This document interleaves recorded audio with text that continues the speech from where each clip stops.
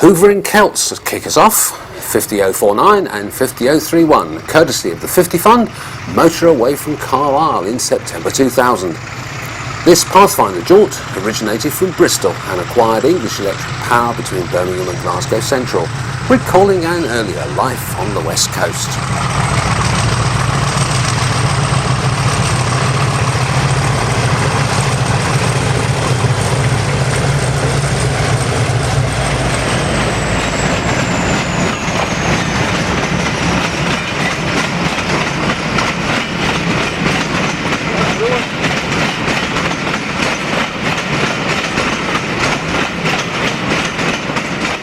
Ian Riley's 37038 returned to the main line in private ownership on Pathfinder's Cleveland Crusader in April 2000, partnered by an equally private 37029. Here they are, close to crew.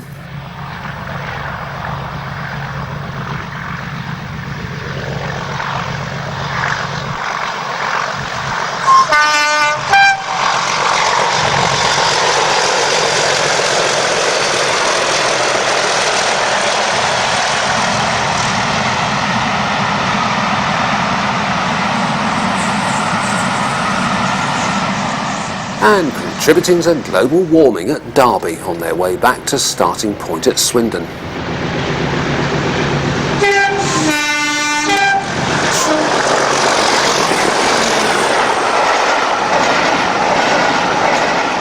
Next up is D9000, approaching at speed with the Cumbrian Mountain Express.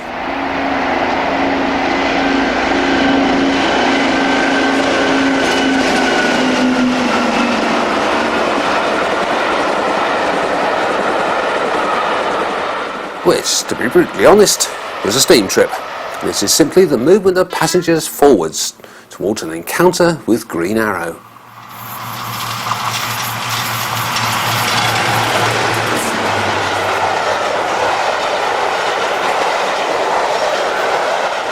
Pathfinder wanted the 250s for themselves on this trip, imaginatively titled Cornwall, which ran a little late, believe it or not, because of an earlier AWS fault.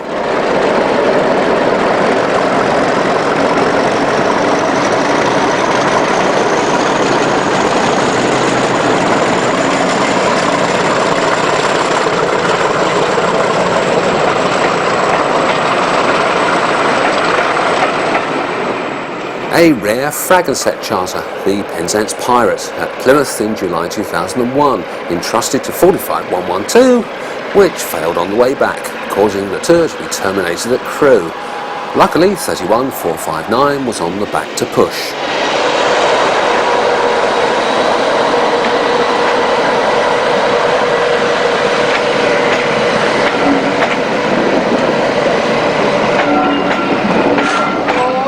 Pathfinder had more luck with Ixion a month later. It managed to complete the distance from Cardiff Central to the Worth Valley on the Worthwhile. Please don't groan. This is the Lickey assault on the way out. And while you're waiting, remember it was Ixion that paved the way for all these heritage locos to return to the main line, thanks to Pete Waterman hurling piles of money at the newly privatised railway until it gave in.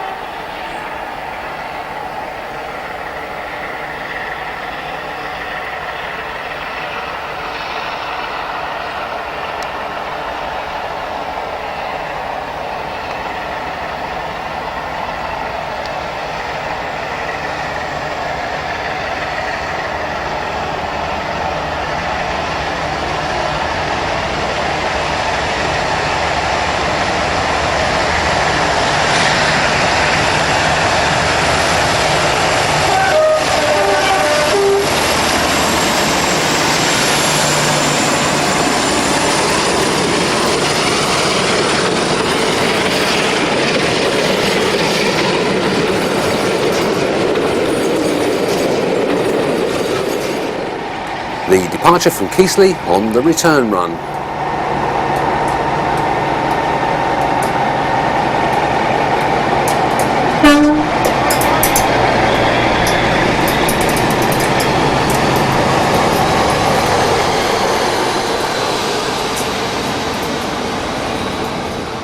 Ixion coming up again in 46035 guys, and a new coat of Chemin de Fer Bleu in February 2002. This is the stock delivery move for the Western Pathfinder, creeping into Paddington on the day of the long-awaited reappearance of Western Champion. The Peak was specially repainted for this landmark tour.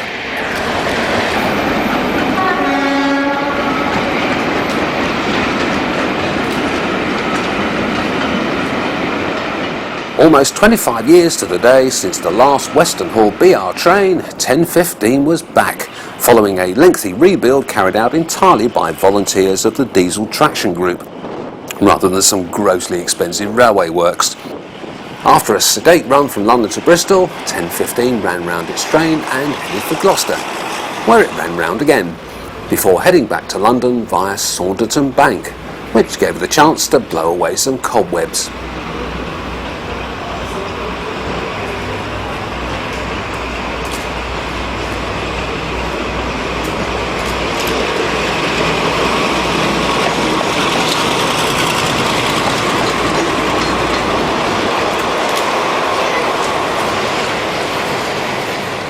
I spoiled my perfect record of not travelling on any tours in the new century by actually turning out for this one, but only because someone bought me a ticket, thus preserving my other perfect record of never paying to travel on a charter.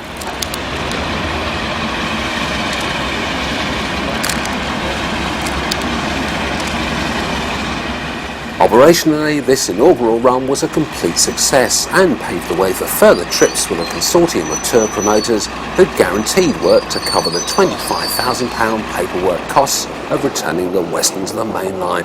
25 grand! Daylight robbery! Meanwhile, Mainline Loco 2, if you count Ixion as number 1, was still picking up the odd job, like this Steamy Affairs Mum and Dad X from Colchester to York.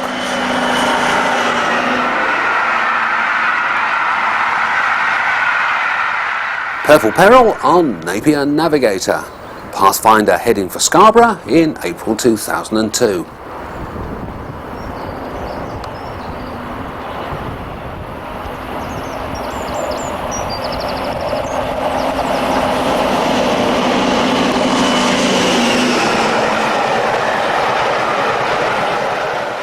I feel it's about time that I publicly apologise for inflicting such a ghastly colour scheme on a classic locomotive. I can only offer temporary insanity as an excuse. I'd also like to remind Lima to send me some royalties for all the models they sold of 9016 in this livery.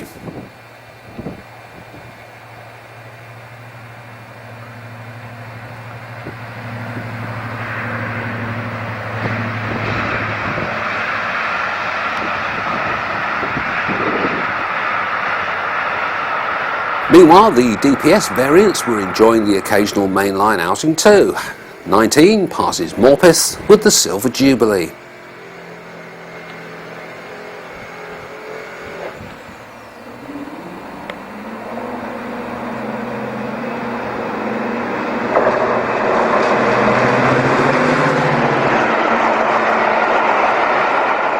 The Society's attempt to celebrate its first 25 years by running out and back from London to Edinburgh degenerated into a farce when a minor fault was notified on the loco. Officialdom reacted the way it always does to the slightest problem with a heritage unit and contrived to bring the train back to London horribly late behind a Class 56. Quite scandalous.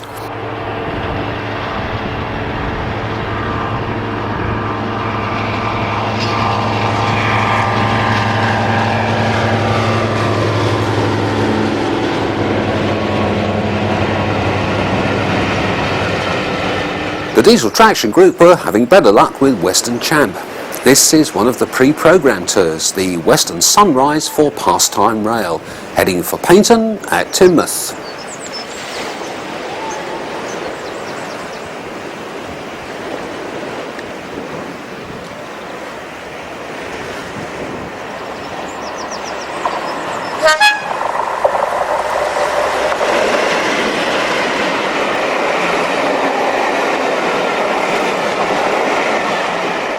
And and returning past Langston Rock, provoking knee-trembling memories of a time long past when the world seemed a gentler and much simpler place.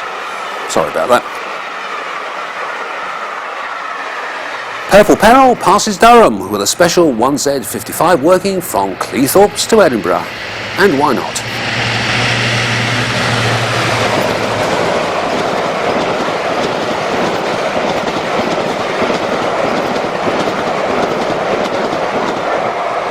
And now a plug for our Silver Jubilee DVD, which features all the 4145's Railtour exploits in its second coming. Well, up to the Silver Jubilee, obviously. This is one of them, the Christmas Cracker 4 at Tame Bridge.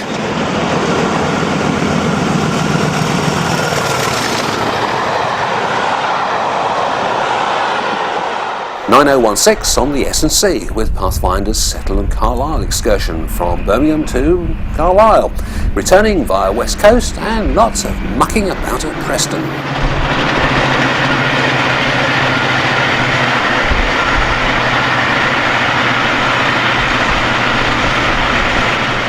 And coming up in short order, the revamped Ixion on the seawall with Pathfinder's X-Tour.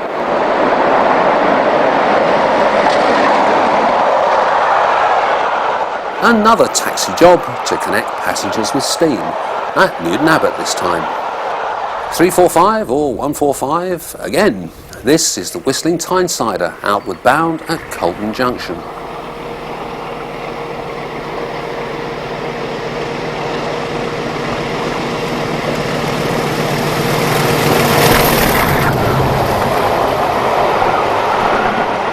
The 40 worked the train from Crewe to Crewe, via Newcastle, naturally, with electric haulage from Birmingham to Crewe in both directions.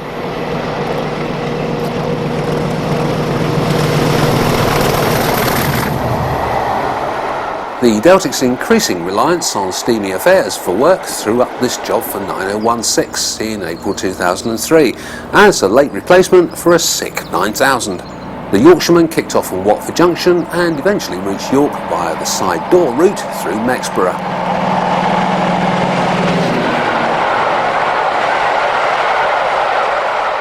The DPS meanwhile carried on running their own charters. This is the Mainline tour with 19 en route from Newcastle to the Cross.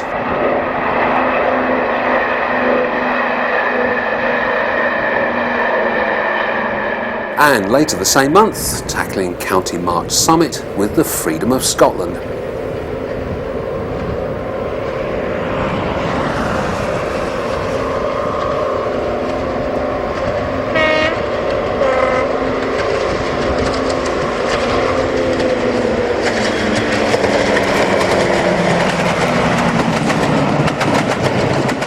Number 9 was tied on the other end to handle the return run from Mallaig. This marathon 5-day, 2,000-mile trek also took in Wick, Carl of Lochaush and Stranraer. Don't ask me what it cost. I doubt numbers go up that high.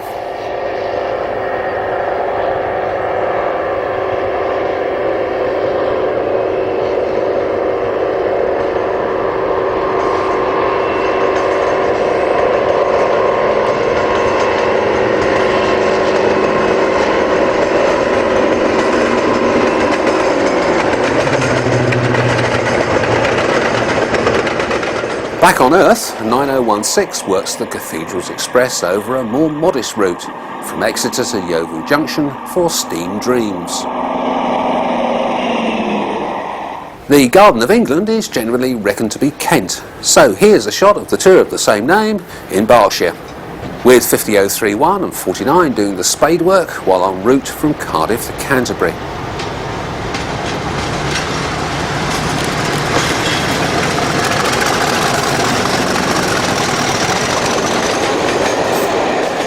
Oh, this is very nostalgic. 10:15 crosses Forder Viaduct with Pastimes Royal Duchy, the long-awaited out and back from Paddington to Penzance. And doing much the same thing, 50031 and 49 later the same month with the Cream of Cornwall. The Bodmin Diesel Gala was the destination for this Pathfinder jaunt, and a load of plants as an alternative for the horticulturalists on board. Here they are coming back and heading for Origin Point at Slough. And yes, that is the Riviera, posh set in tow.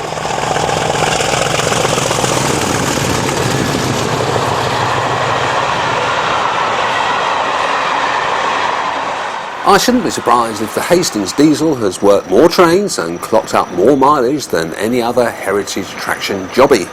Please don't write in. For years it's been everywhere, prompting some to speculate that there might be more than one of them. Here it is on the Medway Cracker, leaving London Bridge with a pair of implants in the formation. And speaking of implants, we've shoved both electric heat and electric traction into our next section and imaginatively called it... Well, we have to arrange this footage somehow. We start with one of Hertfordshire's Easter weekend Scottish Land Cruises from King's Cross, which used to be really rateable for traction cranks in the days when a variety of locos came for free. In the 21st century, you had to suffer bus tours to Hadrian's Wall before getting anywhere near Scotland.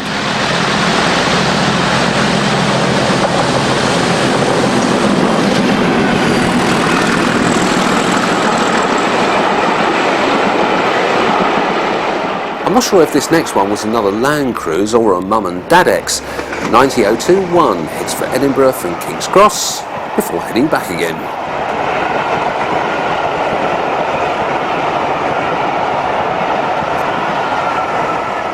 Pathfinder's Citadel Crusader was a little more focused on the unusual.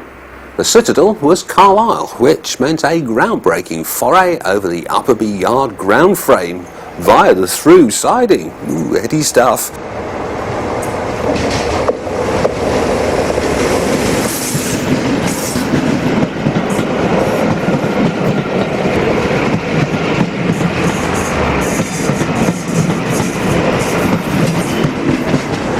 '47-726 with a pastime Edenex, a favourite destination for the normals. This one started from Swansea.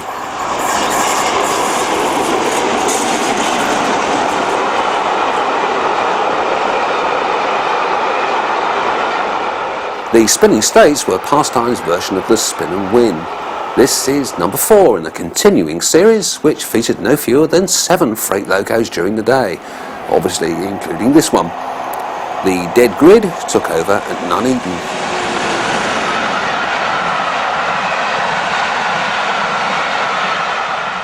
Hertfordshire's Wigan Weasel employed the maroon and blue-grey sets and a variety of non-passenger power to tackle some mildly exotic track work in March 2003.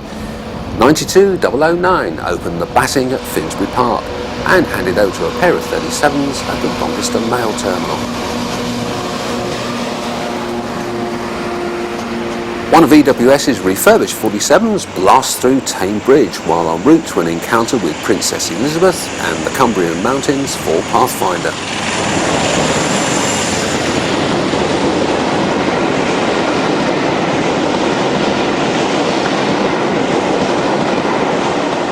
Hertfordshire's Return of the Legends. Nope, I don't know what it means either. Passing Norton Bridge while heading for Crew Works Open Day in 2003. 56 power featured on the return run, which you may get to see later. This running order is still changing while I'm writing this.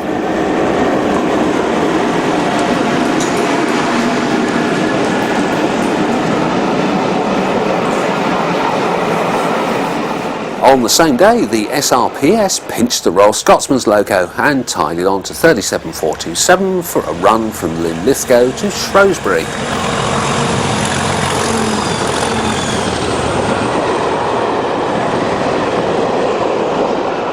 1 month later, the State Spinners reached number 7 and picked up some green power from Freightliner. This is this.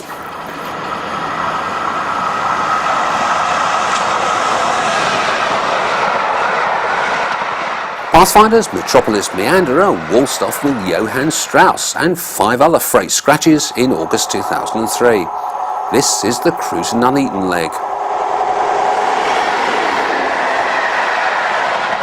With the Book Class 37s unable to travel south, Steamy Affairs took a former Virgin on its Valentine's Scenic Express loving. Severn Valley Railway sets off from Watford on the out and back to Carmarthen, and made it all the way to Rugby before 47851 had to replace it.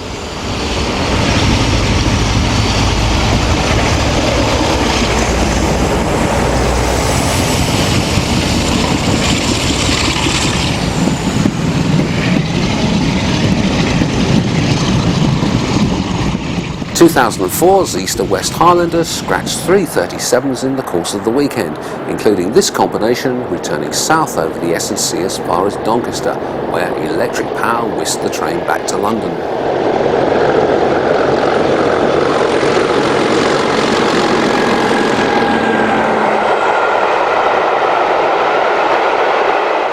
The same pair also appeared on the Northern Lights, but only by chance.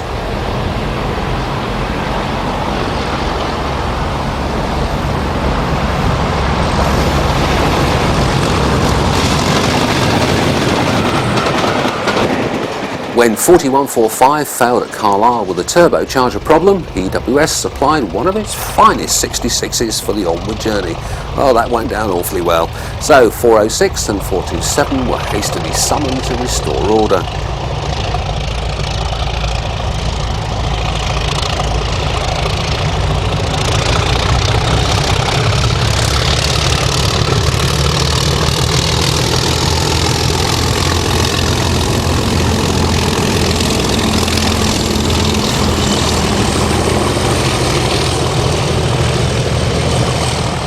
As a bonus, 50031 worked part of the return leg from Carlisle to Birmingham.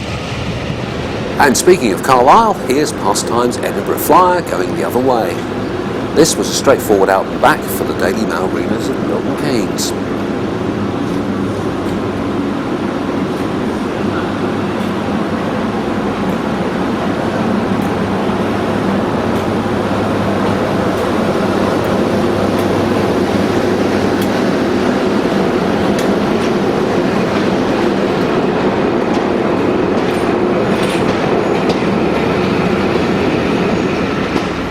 Buffer Puffer Volume 3 was a Pathfinder tour in the classic mould, which kicked off from London Blackfriars and headed for a variety of Hertfordshire and Essex branches.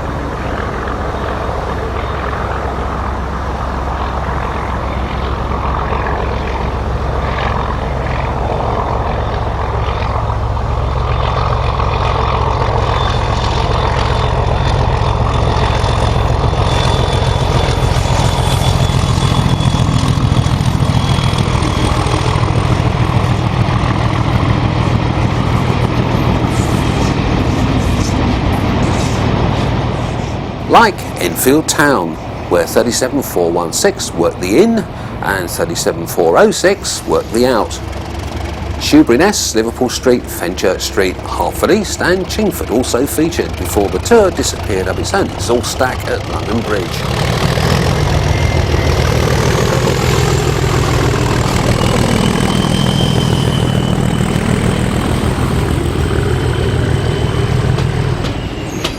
37406 also featured in the Solent Siphons 2 months later. Halfway through the day, a change of power as 57002 tackles Hampshire's version of the Lickey. Derby to Weymouth was the main route, but with an awful lot of mucking about in between.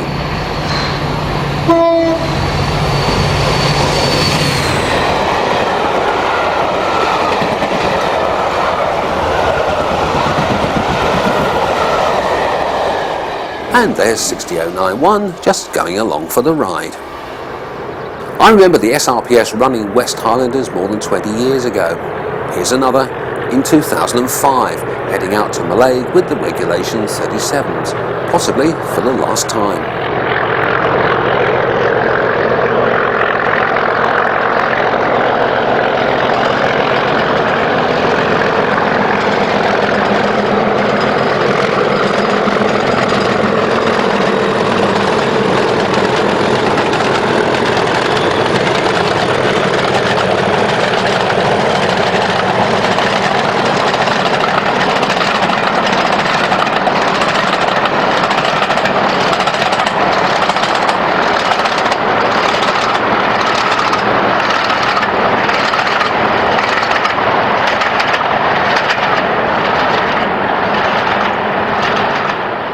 Kilmarnock was the start and finish point for this one. I wonder if the SRPS still do their own catering. They gave me a really good lunch on the one occasion I ventured this far north.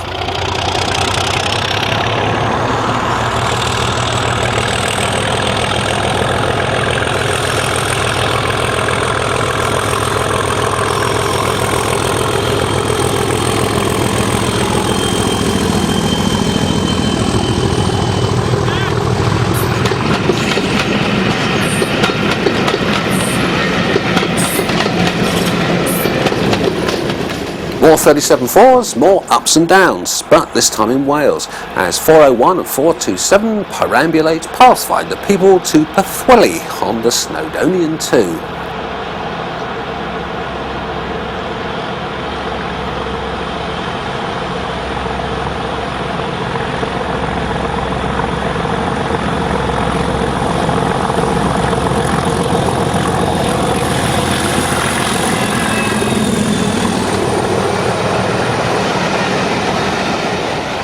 Oh, here's a rare one, and a Riva Trains West charter from Cardiff to Blaenau Festiniog, utilising a single 4 and a rake of redundant reddery. As you might guess, this one kicked off from Cardiff and headed for North Wales via Crewe.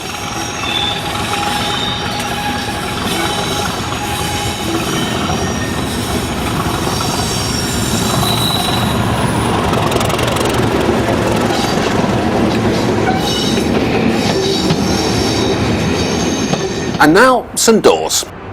The Southern Belle, or Slammer Farewell, run by the Southern Electric Group, heads down the Windsor line after calling in at Waterloo, and comes face to face with its nemesis, a desirable D0, sounding uncannily like a Class 40.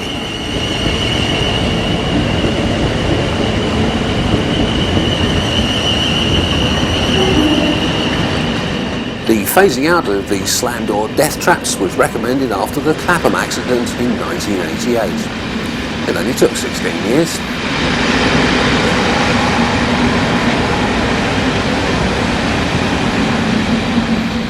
The final spasm, we think, of the Class 86 farewell industry.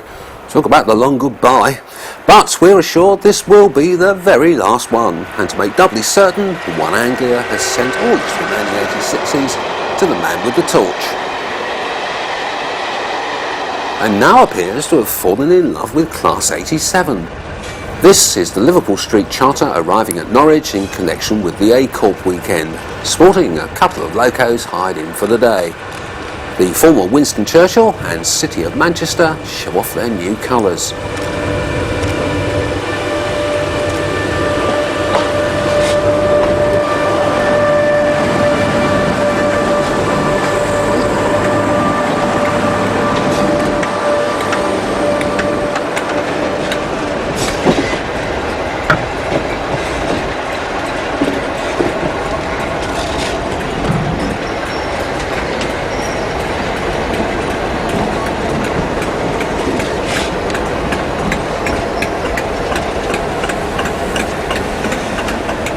Section 3 does what it says on the label. It's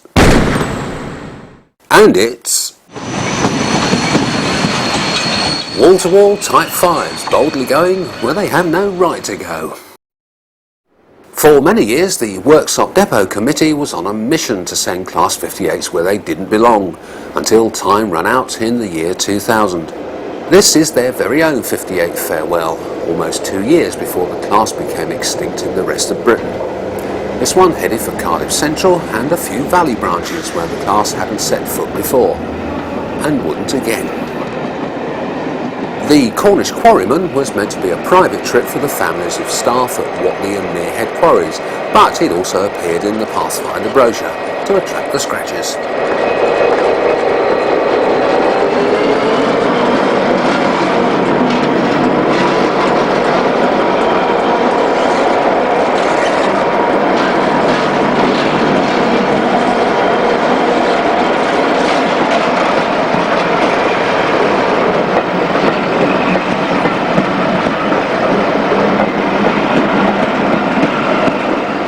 The Gridiron Grinder is next up, with both kinds of Doncaster-built Type 5 providing the power.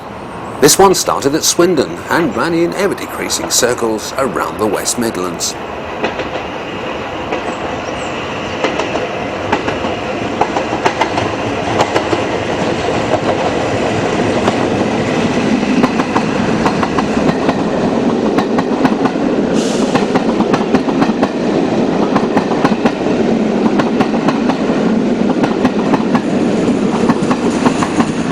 The Spider's Web looks uncannily like a spin and win, with classes 37, 56, 58, 60 and 92 popping up during the day.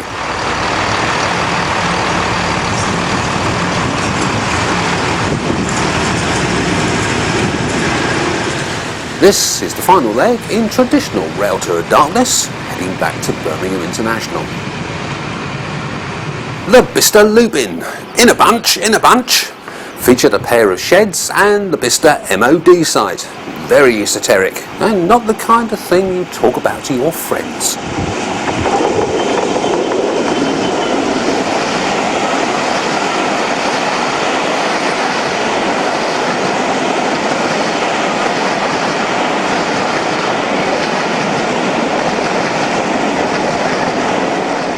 Next up, the Cornish Explorer, which made it to Penzance as advertised, where the Class 58 failed.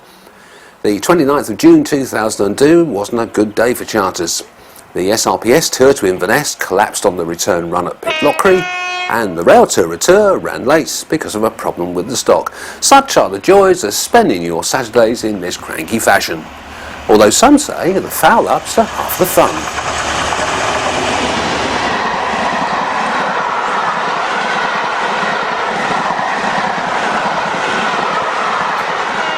3 weeks after the Cornish Explorer, Hertfordshire mums and dads cover much the same route while heading for Eden.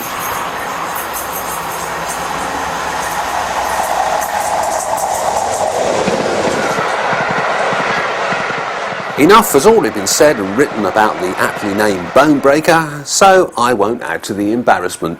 Not much. This is the outward leg, pre-wreckage, which turned out to be the only leg, unless you count the bus mileage.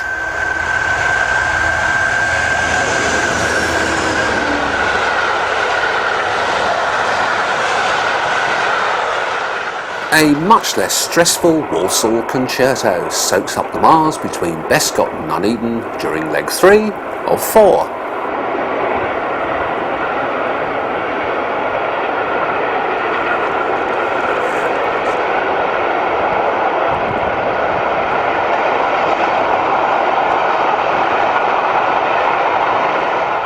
Before leg 4 picked up this beast at Nuneaton for the return run to Finsbury Park. Nice colour, isn't it?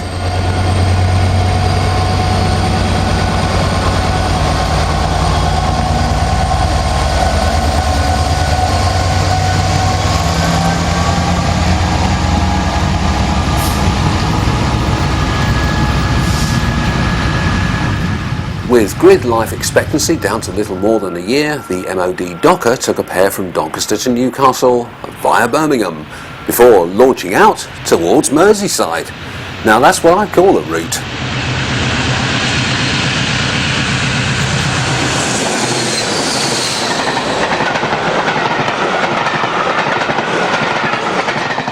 The Blythe and Tyne looks like a straightforward Granny X from London to Newcastle, but it diverted via Hartlepool and the Norton Triangle on the outward run before heading for the Blythe and Tyne itself, which must have given the old dears a bit of a thrill.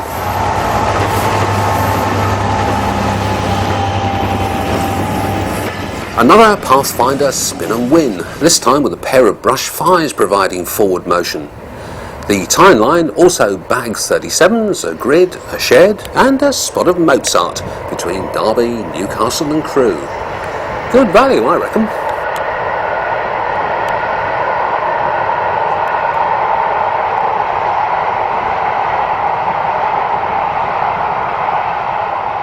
Jointly organised by the Festiniol Railway, Dee and Mersey branch, and the Chester Model Railway Club, the North Eastern Express shedded its way from Houghton to Newcastle via Carlisle in 2003.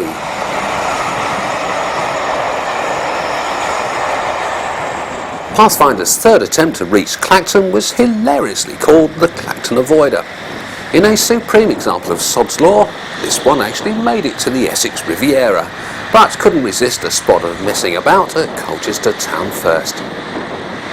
There's more of this on our 56 Fadeaway programme, which I only mention because we need the money.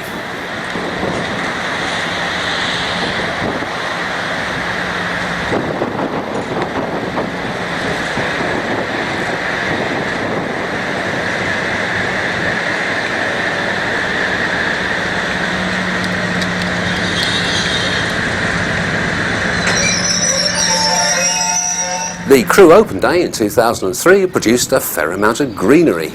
On the loco on Pathfinder's Crew Invader,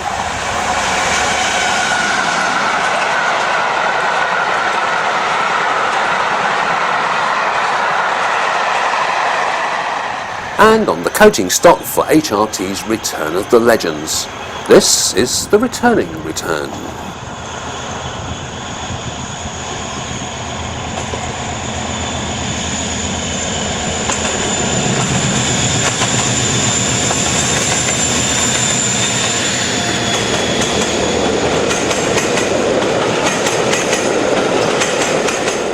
Hertfordshire again, with an outing from King's Cross to Carlisle and back.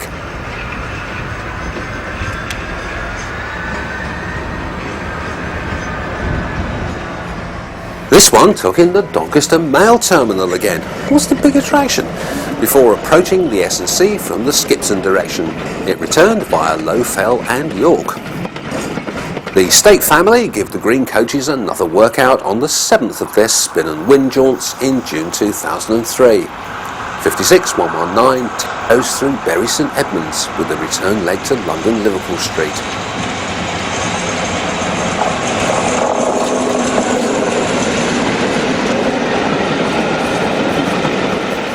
And here they are again, the green coaches, not the State clan, providing the seating for Hertfordshire's Cat and Fiddle.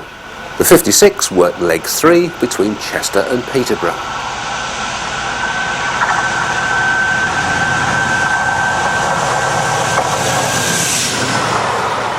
The Metropolis Meanderer strikes again. This is the onward movement of leg 2 from Nuneaton to Kettering via Pye Country at Melton Mowbray.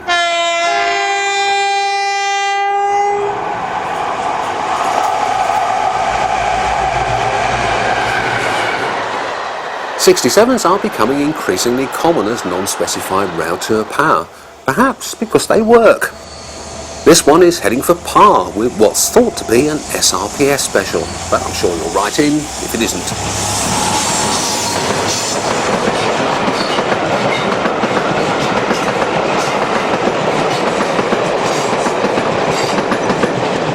A Pathfinder S&C Circular, number 1 if you're counting, with 56 power. This one kicked off from Crewe and ran via Chesterfield before heading for the slopes.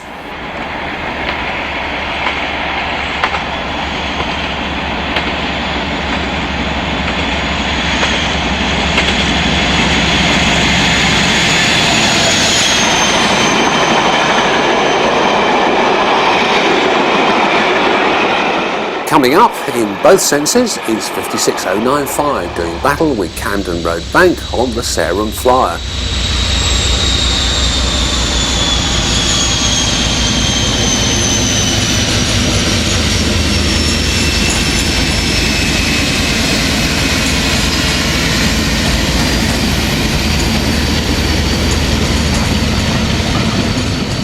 Don't you miss that sound?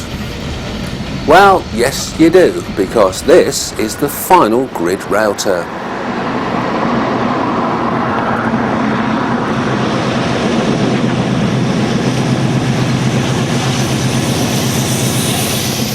'56-115 runs through Burton while working the opening leg of the Pathfinder's Twilight Grids on the 31st of March 2004. And passes Colton Junction shortly before completing its first stint of the day at York. All this was organised at lightning speed, but needless to say was a sellout.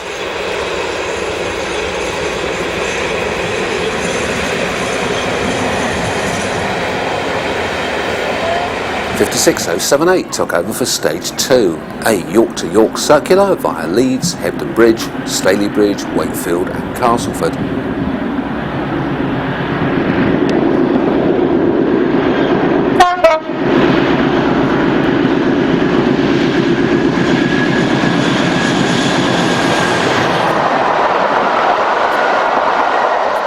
Back at York, the two locos were tied together, but with 115 leading because of a problem with the multi-working gubbins.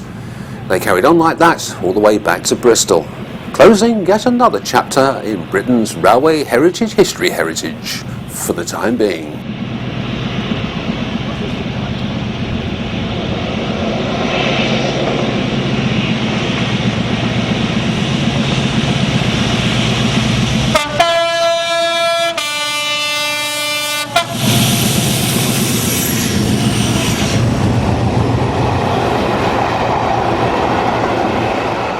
Meanwhile, back at GM Central, 59204 potters onto the West Somerset at the cider factory with Hertfordshire's excursion from Paddington to the railway's 2004 diesel gala.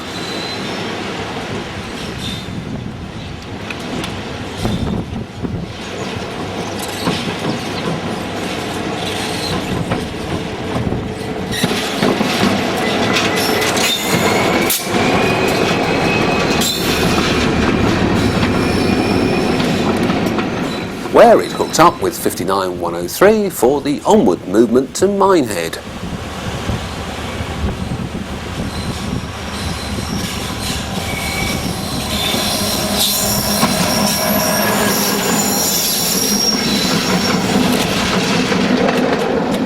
Pastime's Cumbrian Mountain Express has a date with the Duchess at Preston. The train started from Reading and ran via the west coast to keep its appointment.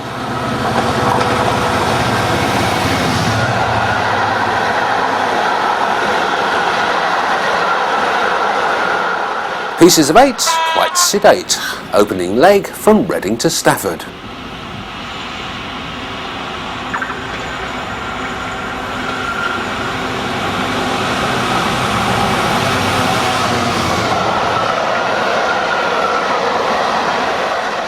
Back to the Solent Siphons and the Salisbury-Romsey-Southampton leg behind 60091, the Southampton up goods loop if you're taking notes.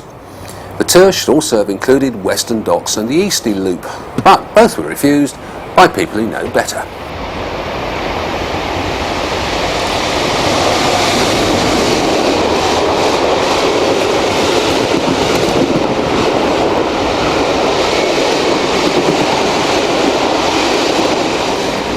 The two-day Celtic freighter sets off on its marathon jaunt from Birmingham International.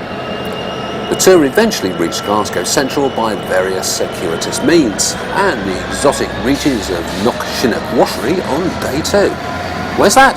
Oh, I don't know, somewhere in Scotland.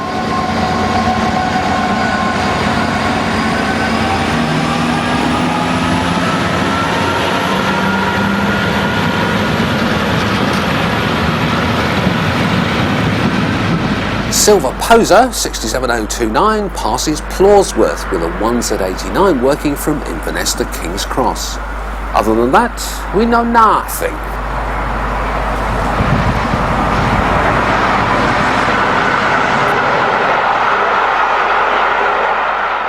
Now, I understand the SOE wanting something a little more reliable than the former clapped out 47s, but this is hardly what I call luxury traction. A Stratford-on-Avon jolly for the rich and famous heads back to London Victoria.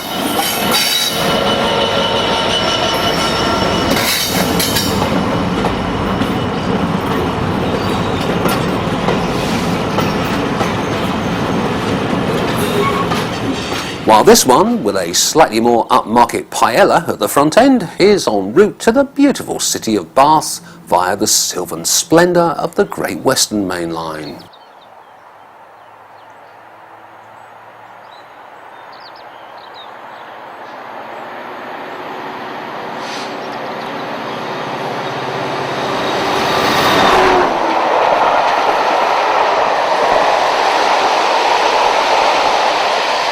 I'd just like you to know that in the last 40 minutes while you've been sitting there enjoying yourselves, I've stuffed another 100 boxes. I hope you appreciate all this effort. Part 4.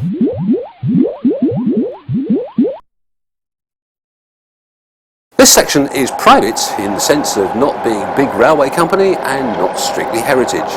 Fragonset, for example, whose 31s and 33s have picked up loads of charter work since the year 2000. Here's their very own Devonian beside the sea in 2001. This Mums, Dads and Cranks jaunt kicked off from Lancaster and ran via Birmingham and Bristol, as you'd imagine it would, just like the good old days of the ADEX.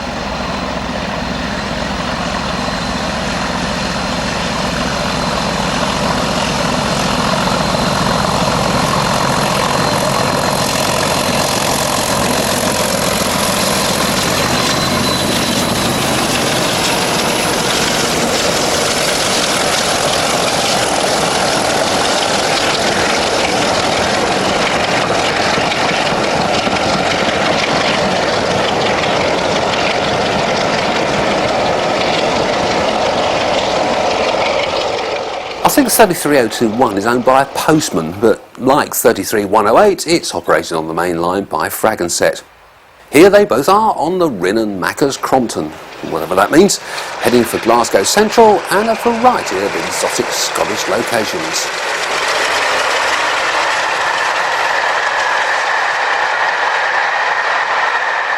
Two more Type 2s from the Fragonset stable, Chimera and Minotaur, work a Green Express charter from Skipton to Carlisle in 2002.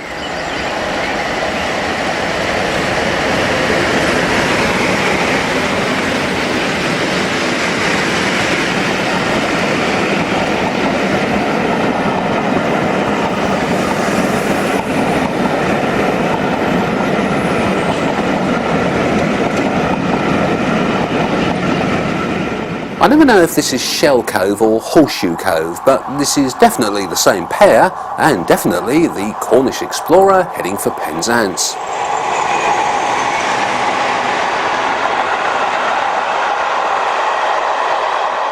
The former Merlin Rail and Eagle Railtours teamed up for this Cumbrian Coast Explorer in July 2002, with Fragonset's Cerberus and something else, providing the motive power.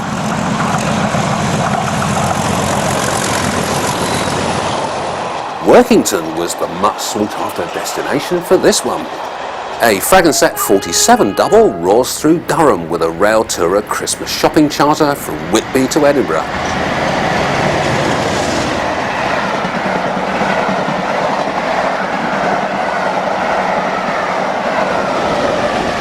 They don't come much rarer than that. Fragonset 701 and the West Coast Railway Company's 854 top and tail over the S&C in August 2003, with a returning charter to Skipton, which for some strange reason ran via Leeds and the East Coast on the outward journey.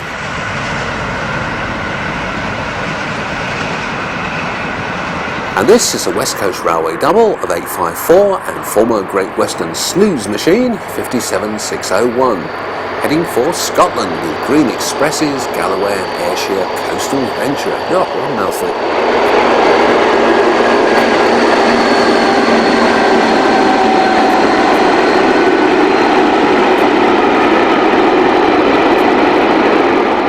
This was a rare Railtour origination from Huddersfield. 37197 returns to the main line while owned by Ian Riley, but it was working for the West Coast Company in 2004. Pathfinder's Ocean Mail 100 is en route to a meeting with City of Truro, which allegedly broke the magic 100 miles per hour barrier while working the Ocean Mail. Not recently though. Back to the West Coast Company combo and a Green Express Railtour Scarborough starter that ran over the S&C and the Tyne Valley route in 2004.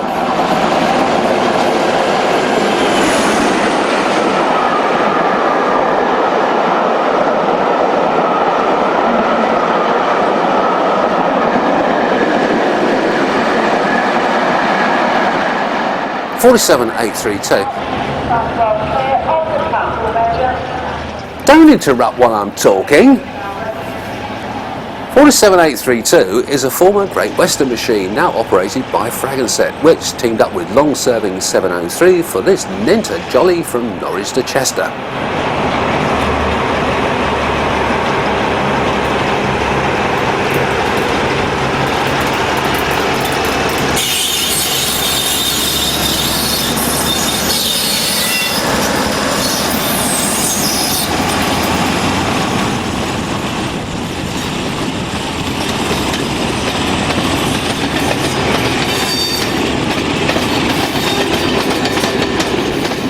You can see lots more of the FGW Type 4s on 47 fadeaway. There you go, another blatant plug.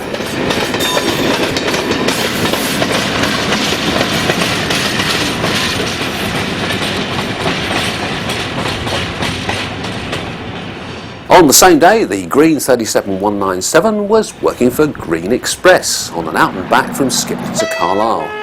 Where would we be without the S&C?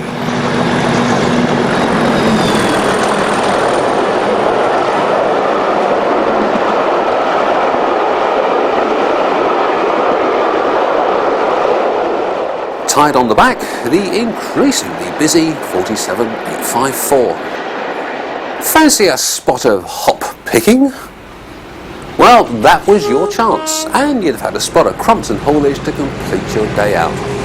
Shepherd Neame Brewery ran this one with traction from Fragonset.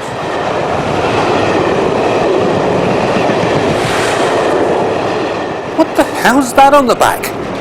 A Heartland Rail excursion entrusted to a pair of Cotswold 47s in their ever so distinctive grey.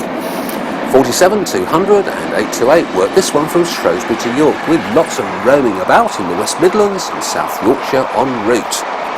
Fragonset's 832 worked all the way from Bedford to Newcastle for Heritage Train Tours in April 2005.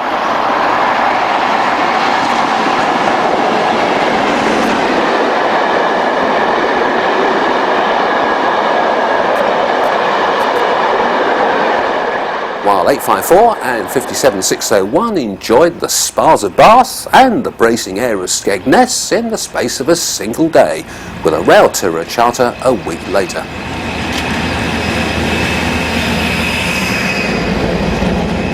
Oh, and they took those dodgy Pullmans along too.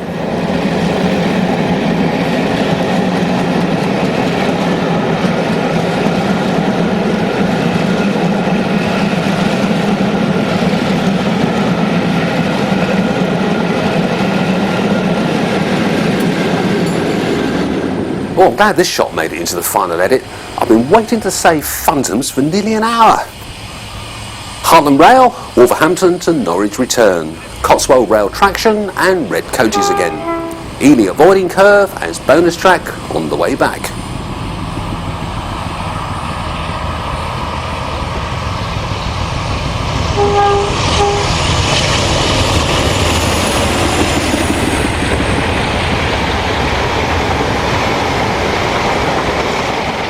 And this is another Railtour Green Express tie-up, the Edinburgh Explorer of May 2005, entrusted to 854 and 826 at either end.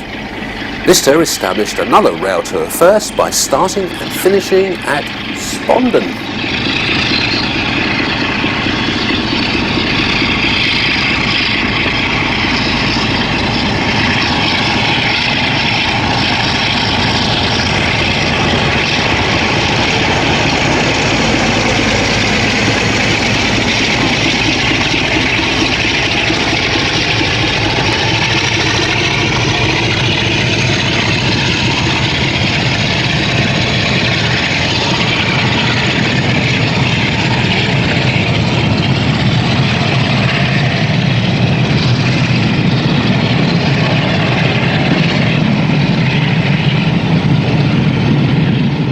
Pathfinder's Swansea Flyer sampled Fragonset traction from Wolverhampton to Swansea and back at the end of May 2005, although some on board believe 714 wasn't quite pulling its weight for the first part of the day.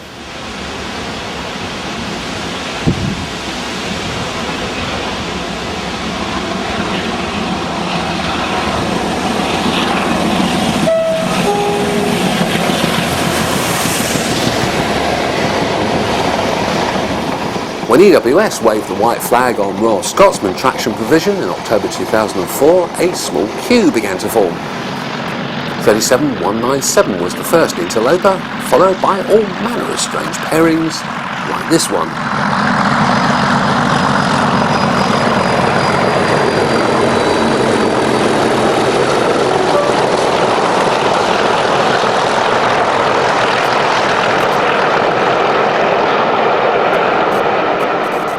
Earlier you saw what may have been the last visit of Class 37s to Mallaig, on the West Highlander or anything else. This is the first visit by Class 47 a few months later, with traction provided by West Coast Railway. And as the art of uncoupling locomotives and running them round has also been lost, it's top and tail now on these long-standing charter workings.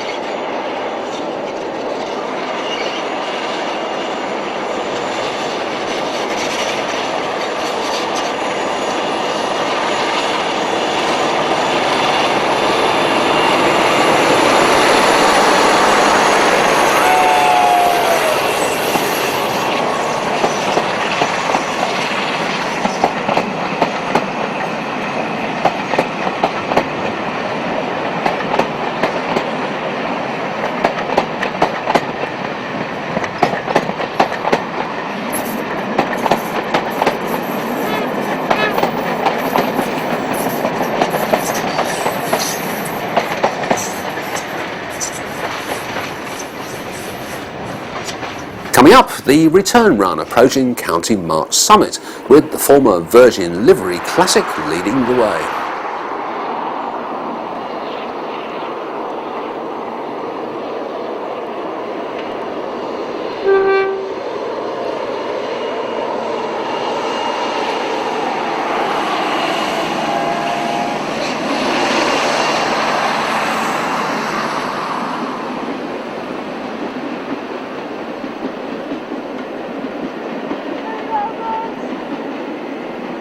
Like 2003, the Crew Open Day of 2005 provoked its share of special trains to and from. Here's the Pathfinder Crew Crusader at speed en route.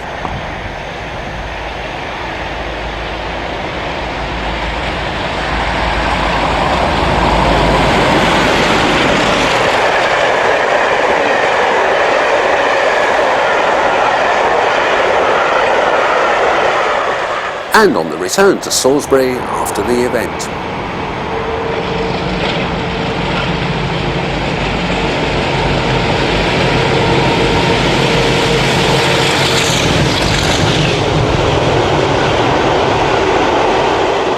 Next up, Cotswold Rail again, who provided 47813 and 316 for this Heartland Rail excursion from Wolverhampton to the West Somerset Railway at the end of September 2005. The pair was swapped around for the return after 316 failed. Isn't it reassuring to see all these Railtour traditions preserved? But 316 was back in action for Heartland a week later, paired with the former Anglia 714 for yet another visit to the Eden Project and or Penzance. This one originated from Codsall, of all places. And finally in this section, a short sequence to show you just how difficult it can be for our cameramen to grab this footage. This is Blaenau, although you wouldn't know it, and the approach of the must-film Cumbrian choppers on the 30th of December 2005.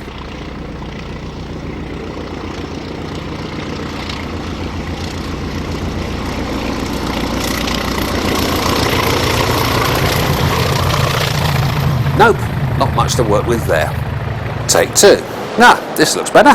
The fog had thinned by the time the locos reached Lazenby, so this could be the shot we're after.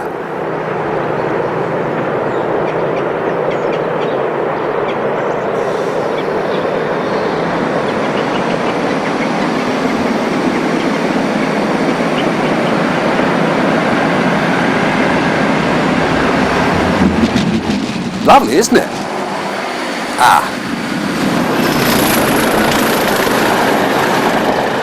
Fortunately, our cameraman had taken the precaution of planting his wife on a bridge further down the line, just in case. So, take 3.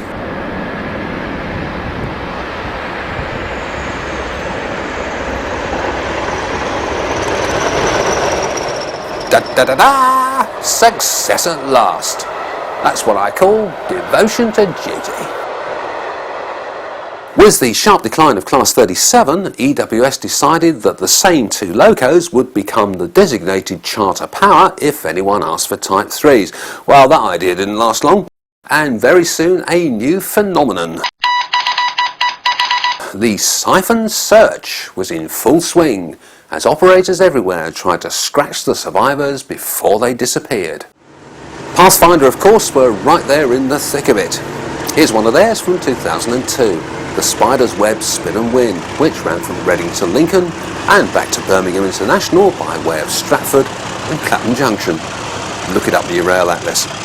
The 37s worked from Reading to Towton.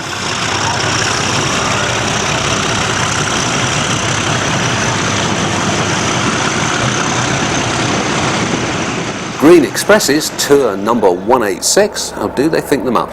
Picked up this pair as day-long motive power 6 months later for an out and back from Moston. No, new one on me, to Edinburgh Waverley.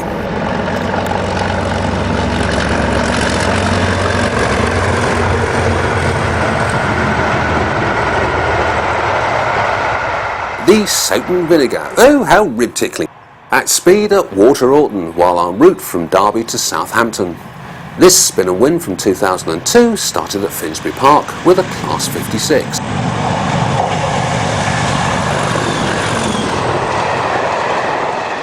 A few months later, Hertfordshire picked up this pair for an assault on the Lickey during the Walsall Concerto charter from Finsbury Park to Nuneaton, via lots of track and loco mucking about.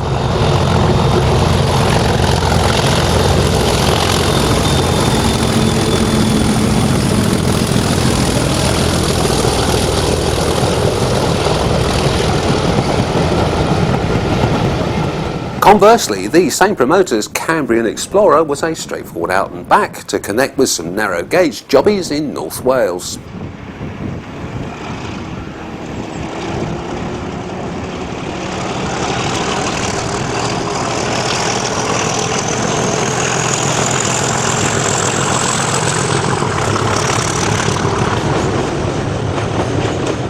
The Spinning States joined in the Siphon Search too. This is number 6 in the series from March 2003 and the opening leg from Euston to Bescot, where electric power took over.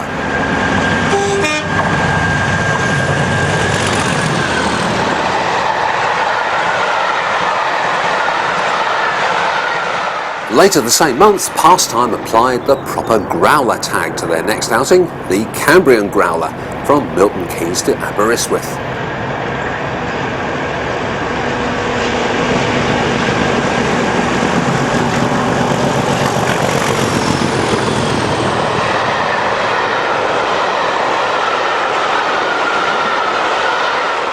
Pathfinder's Tyne Line Spin and Win a week later employed Type 3 power between Newcastle and the Doncaster Mail Terminal. I mean, what is the great attraction of the Doncaster Mail Terminal? I mean, they give away free money or something.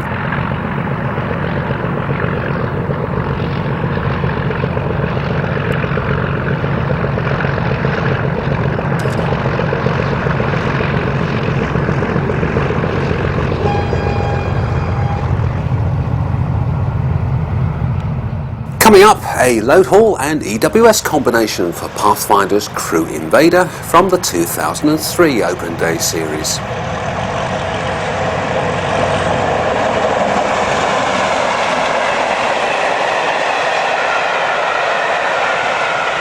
Closely followed by the Spinning State 7, which managed to grab 37051 as part of its lengthy meanderings around East Anglia. This is the opening leg from Liverpool Street to Harwich. Oh, very boat trainish.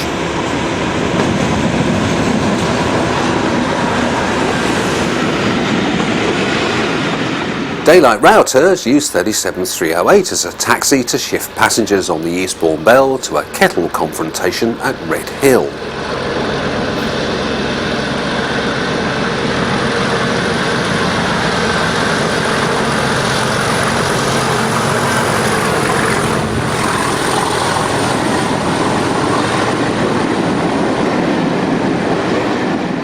Which someone forgot to untie afterwards by the look of it. Meanwhile, back on the yes we really want 37's front, Pathfinder's Doncaster Detour grabbed this pair between Westbury and York, and back again 2 weeks later.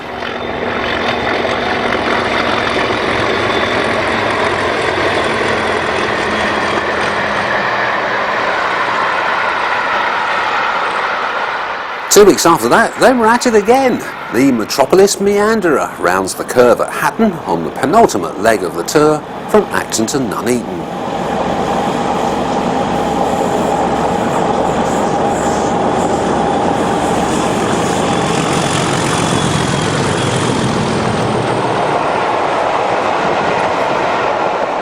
The third Pathfinder in this group is the Metallic Maiden Spin and Win, which had this pair from Newport to Towton and back at either end of the turn.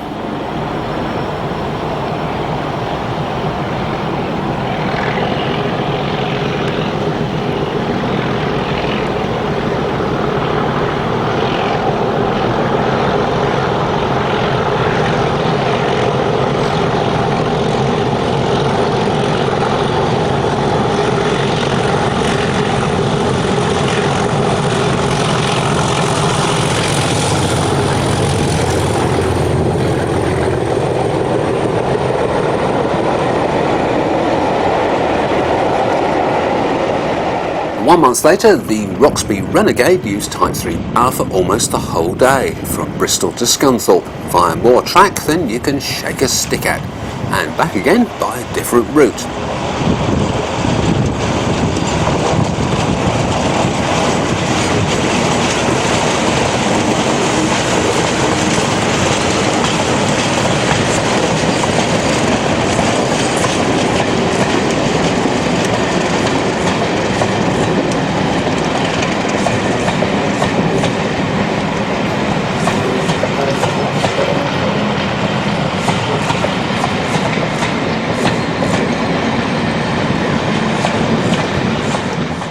Roxby Gullet, which I assure you is not a name I've just made up, a Class 60 joined in for a reversing move.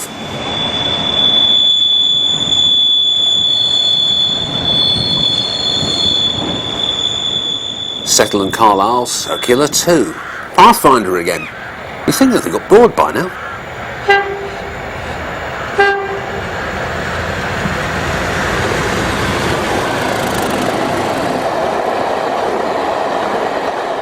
This pair worked all the way from Crewe to Carlisle and back by Chester.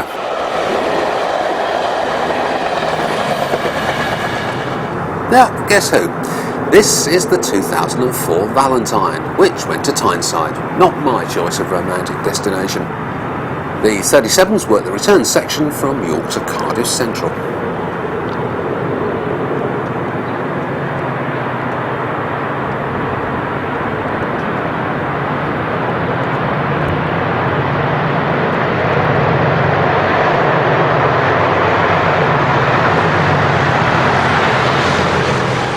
Pastimes Cumbrian Mountain Flyer switched to Type 3s for the leg from Doncaster, Royal Mail Terminal, to Carlisle and then back to York.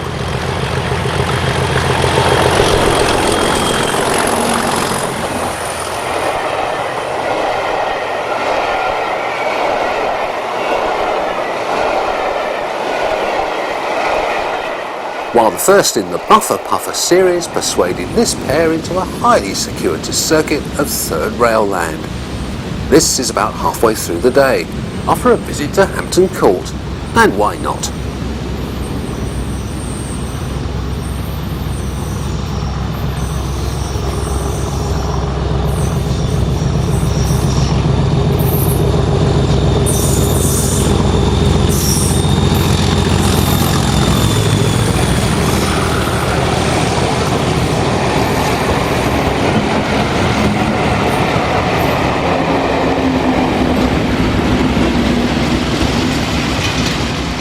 and a little later on the way back from Shepperton.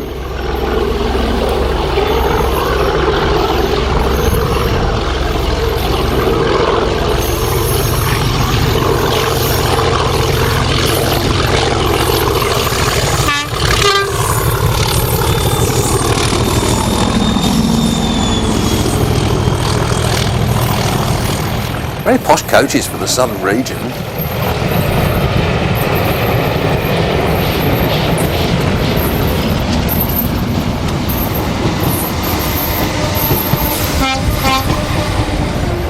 To Westbury now, as we haven't been there before, and the setting off of the White Rose Express from Westbury to York.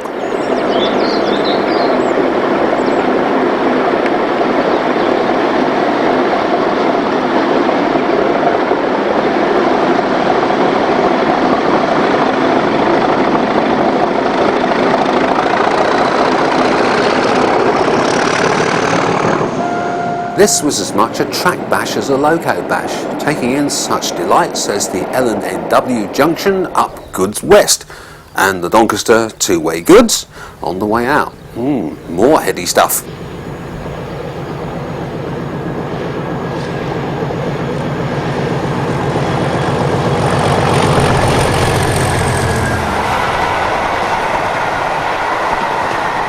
I'm beginning to think this should be called the Pathfinder section, but never mind. The North Wales and Snowdonia en route to Holyhead with you-know-who.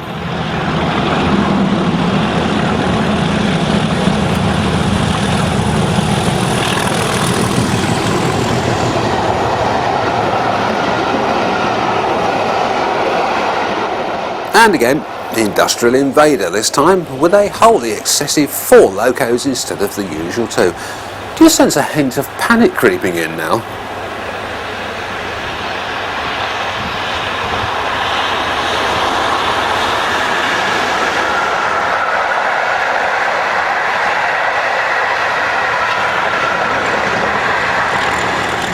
Among the places invaded were Whatley Quarry, the Highworth branch, Sharpness, and something called the Gloucester U&DGL. Oh yeah, up and down goods line. Oh well, whatever turns you on. Finally, he said with some relief, the Anglian Angel, a spin and win that switched to this pair for the final leg from Leicester to Birmingham. Phew!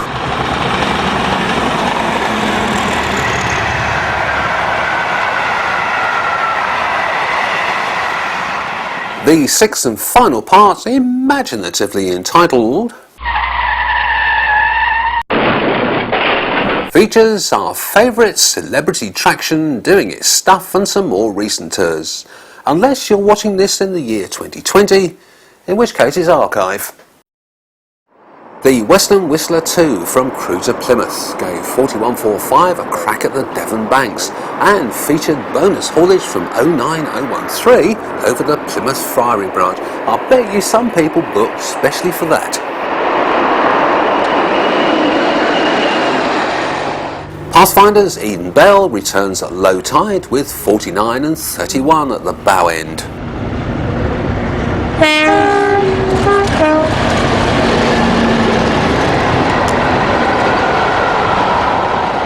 While 50017 has a crack at Shap on the Northern Bell, a train to which it was once dedicated.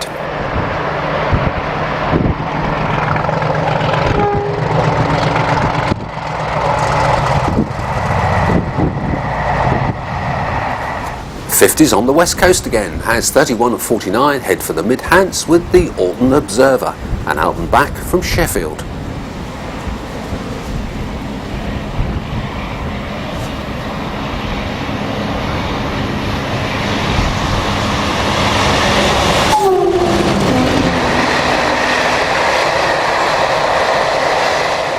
The Hastings unit passes Orpington with the Time Traveller, one of 2 return runs it made between Hastings and Cannon Street on this day in November 2004.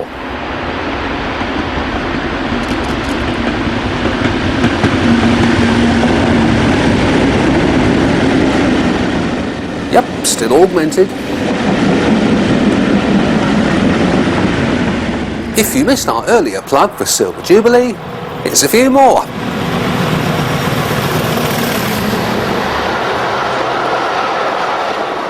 This is from day 2 of the 3-day 1,000-mile marathon in January 2005, the York to Liverpool Street via Ely section, which later finished up at...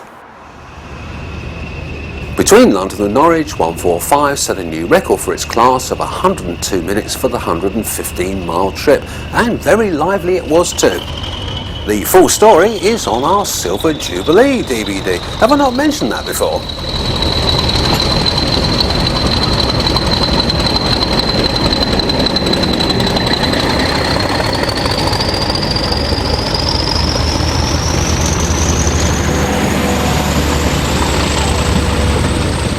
The Monarch of the Glen would have made a programme all on its own too, if there were enough Class 50 fans left to buy it.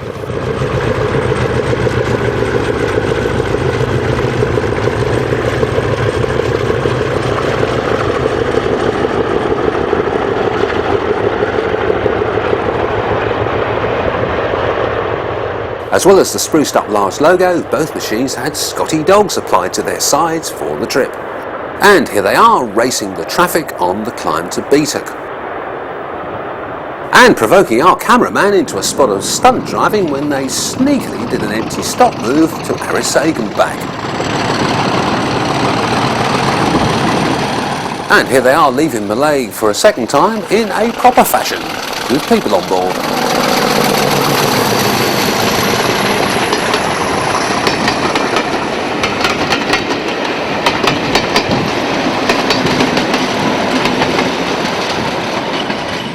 After returning to Fort William, the tour set off for Dundee before returning south via the Cowlairs Triangle and Motherwell.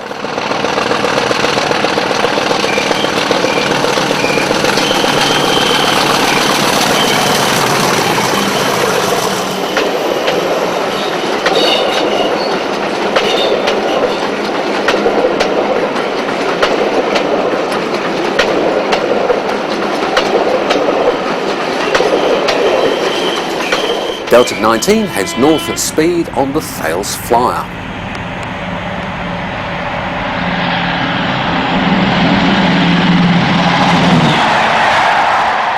This should have been an out and back to Edinburgh, but a severe power loss on one of the Deltics engines on the down run brought a Class 67 substitution for the return.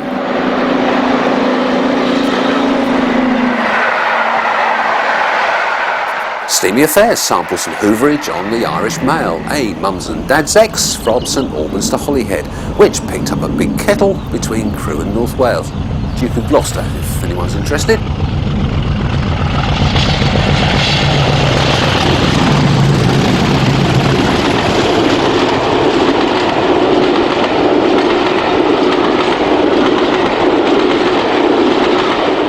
On the same day, the Lincoln Green took the Hastings unit from Hastings to Lincoln. Well, that was pretty obvious, isn't it? And scratched a few freight curves around London, both out and back.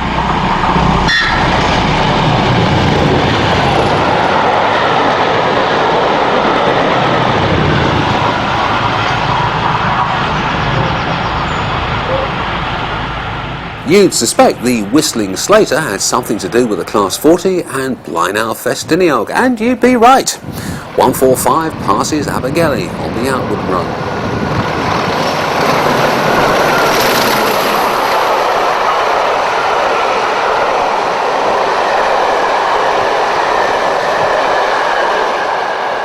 And somewhere totally unpronounceable on the Festiniog branch itself. This Pathfinder tour kicked off from Bristol Temple Meads and enjoyed some beautiful summer weather during the interesting bit.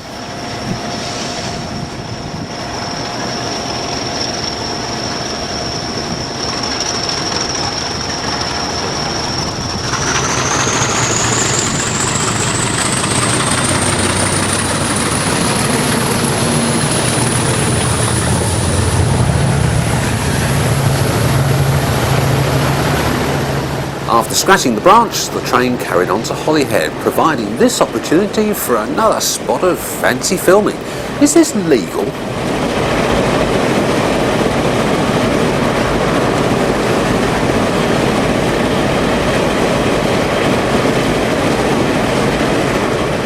Yes, right, we've seen that now.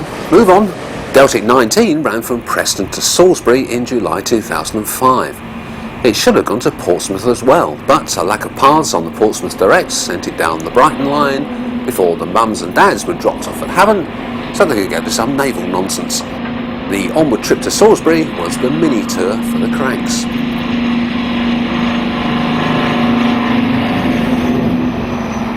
Pastimes Royal Duchy returned 10:15 to Penzance.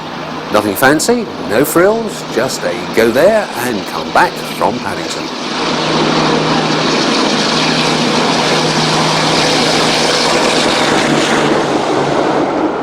Meanwhile, 4145 was preparing itself for yet another marathon, the Whistling Scotsman, a second attempt to reach Cardiff Lockhouse after the problems of the year before. 50031 brought the train into Bradford Interchange after a round the houses route from Birmingham.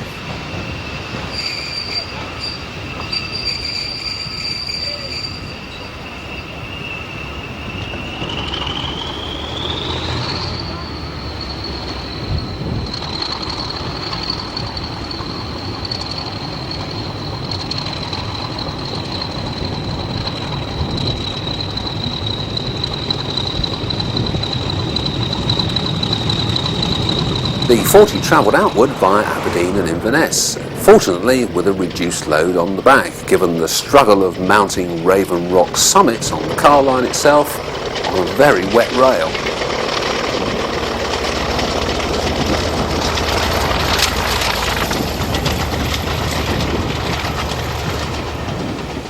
A return over the Highland Mainline to Perth gives us this stonking shot of the 40 crossing the Forth Bridge and running through Dalmeny Station.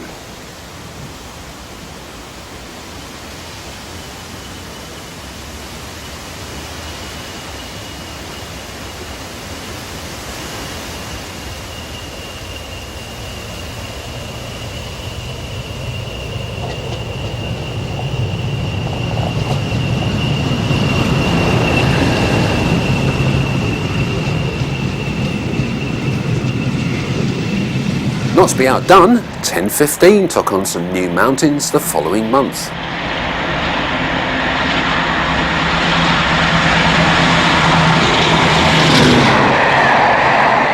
The Western Heights set off from Bristol, heading for Carlisle via the scenic route, and involving an inexplicable reversal at Preston before gaining the S&C via Farrington Curve, Blackburn and Clitheroe.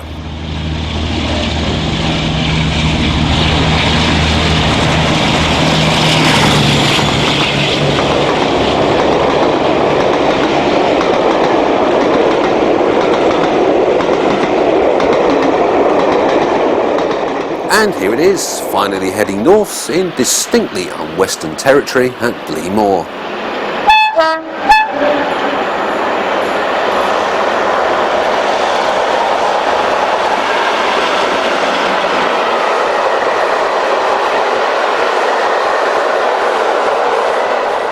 From Carlisle, the train returns south via the west coast in a surprisingly straight line.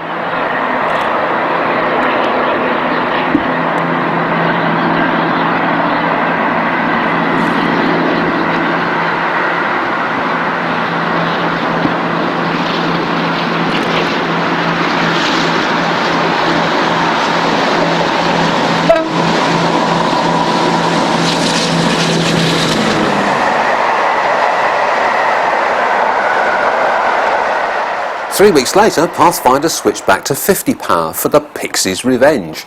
A Banbury to Penzance jaunts via the Great Western Main Line. Eventually.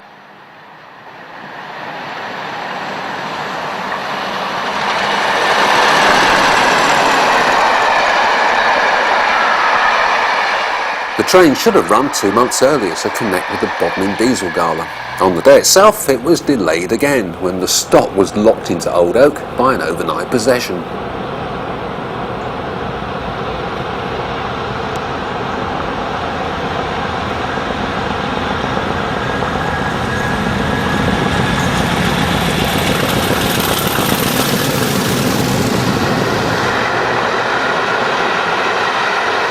Pastime used 10:15 again for the Pembroke Coast Express the same day, adding Fishguard to the Western's list of new destinations.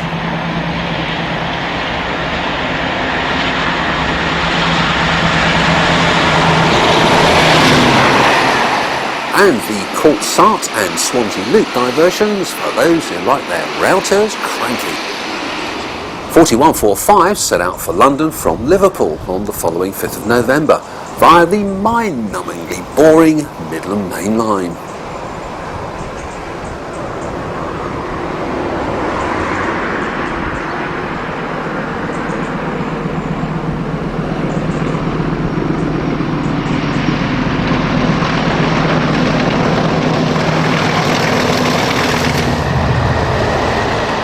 Once in London, passengers could either spend the afternoon in a pole dancing club or while away a couple of hours travelling in ever-decreasing circles behind a pair of Class 73s. Yeah, it's whatever turns you on again.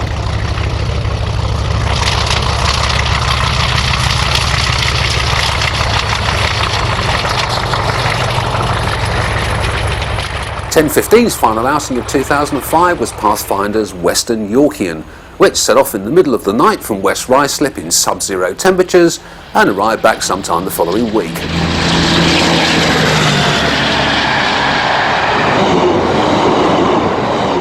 A covering of white stuff also greeted Deltic 19's final run on the main line on the 28th of December 2005. The cost of fitting black box data recorders to mainline locos wasn't thought to be worth £20,000. Well, I should think not, given the decline in Railtour bookings for heritage locos. Sad but true. But at least the new merger of Fragonset and Merlin Rail helped give the Deltic a good send-off by conjuring up a bargain standard ticket price of only £29.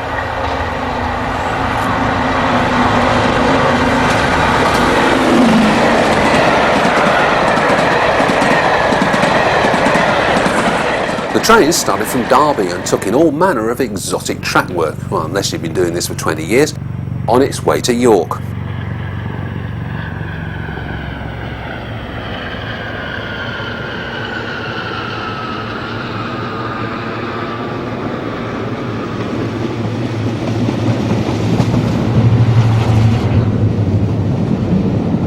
But despite 19's presumed retirements, you'll be pleased to hear it's not all doom and gloom on the Deltic front, or on the heritage front generally. The DPS are keeping Deltic 9 on the main line, and there are more bookings in the offing for both the Western and 4145. And we have the glorious return of Deltic 22 to look forward to. Do you know, I think we might be making another of these programmes.